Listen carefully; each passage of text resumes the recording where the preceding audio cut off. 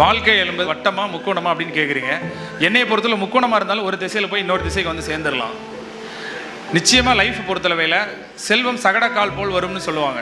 ஒவ்வொரு வினைக்கும் எதிர்வினை இருக்குது. அதில் 100% நான் நம்புகிறேன். ஊழி பெருவெளி யாவுல மற்றொன்று சூழினும் தான் முந்துரும். ஊழை வெல்வதற்கு இந்த உலகத்தில் எதுவுமே கிடையாது. நம்ம என்ன விதைக்கிறோமோ அதை தான் அறுக்க முடியும். நீ நல்ல குணங்களை விதைச்சா நல்லது கிடைக்கும்.